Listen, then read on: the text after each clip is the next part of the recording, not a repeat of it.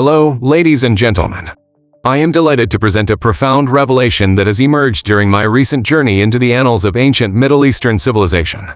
I am excited to share with you the astounding discovery that the roots of contemporary anime, a widely beloved and influential medium that thrives in Japan, can be traced back to the heart of Middle Eastern civilization, extending as far as 7000 BC, a period associated with the ancient site of Catalhoyuk. This insight invites us to embark on a fascinating journey through time, seeking to elucidate the enigmatic connections between the age-old Middle East and the captivating world of anime. Let us commence our exploration by delving into the ancient settlement of Catalhoyuk, an archaeological treasure trove that has unraveled tantalizing clues. Among the artifacts discovered, one stands out in particular: a series of statues. These statues captivate the imagination with their unique aesthetic, characterized by round and voluptuous proportions.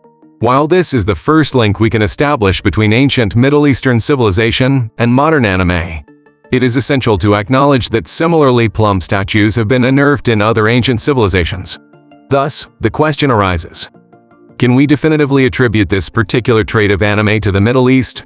Although the evidence is not unequivocal, we must entertain the possibility, especially given the presence of other anime-related artifacts that have been discovered in the region. Allow me to focus on a specific statue, often referred to as the Lion Goddess. Not only does it share the hallmark thick proportions observed in anime characters, but it also introduces another intriguing element: two diminutive lions accompanying the central figure.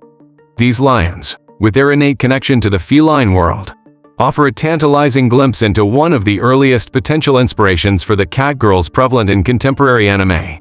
It is highly plausible that this concept, with all its anime-related elements, may have evolved from the rich tapestry of Middle Eastern civilization. However, this is just the prologue of our journey, as there are even more compelling discoveries to be made. Fast forward a couple of millennia to the captivating Sumerian civilization, where we unearth the most intriguing evidence of all. Statues from this period boast oversized eyes, an uncanny parallel to the distinctively large eyes associated with modern anime characters. Moreover, archaeologists have uncovered clues that suggest these statues were adorned with inlaid stones or other ornaments, adding complexity to their visual appeal. Regrettably, only fragments of these inlaid eye decorations remain, leaving much to our imagination. To bridge this gap, I have taken the liberty of creating a reconstruction that speculates how these ornaments, such as lapis lazuli, might have enhanced the visual impact of these statues, thereby contributing to their anime-like allure.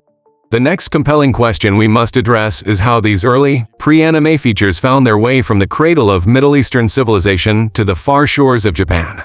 It is essential to highlight that the downfall of the Sumerian Empire was significantly influenced by its newfound obsession with statues reminiscent of anime characters.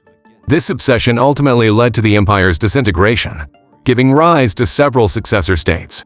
The Kingdom of Mari, an influential player in this period, provides invaluable insights into the empire's decline. The archives of Mari yield evidence of a substantial decline in population, likely a consequence of the region's fixation on these pre-anime-related statues. This begs the question: how did these anime-related features migrate out of the Middle East? The answer lies in the Elamite civilization and its capital, Susa.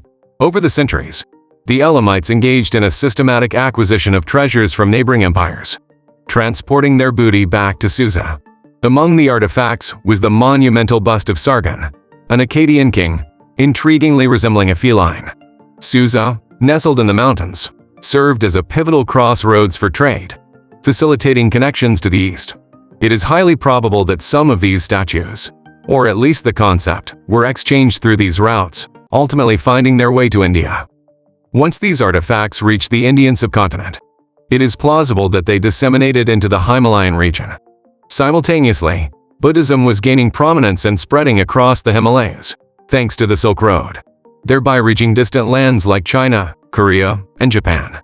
It is not a stretch to infer that along with Buddhism, these anime-inspired artifacts, which have their roots in Susa and trace back to the Sumerians, embarked on a journey that led them to the shores of Japan. This revelation unveils a captivating tapestry of cultural exchange and evolution, and it's an intriguing insight into the origins of anime. The realization that a contemporary medium as vibrant and influential as anime can trace its roots back to Middle Eastern civilization is nothing short of astonishing.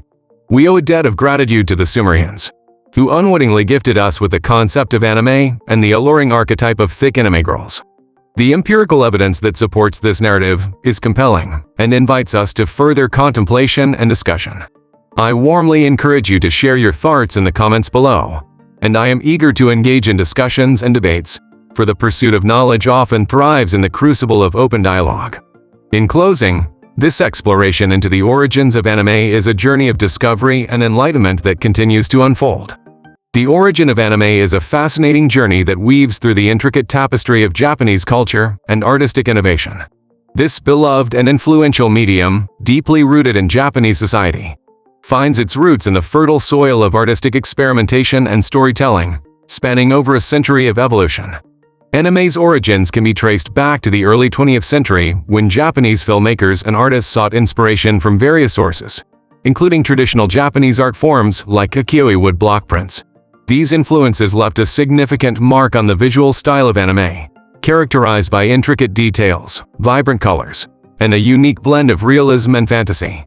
One of the early pioneers of Japanese animation was Junichi Kochi, who created the first Japanese animation film, Namakura Gitana, an obtuse sword, in 1917. This short film, with its comical and whimsical themes, set the stage for the diverse range of genres that would later become synonymous with anime. As anime evolved, artists and creators began to explore a wide array of themes, drawing inspiration from Japanese folklore, mythology, and the rich wellspring of cultural traditions. The impact of World War II brought significant changes to the anime industry. During the war, anime was primarily used for propaganda and educational purposes, influencing the content and direction of the medium. However, post-war Japan saw the resurgence of creativity in anime, with the legendary Osamu Tezuka leading the way.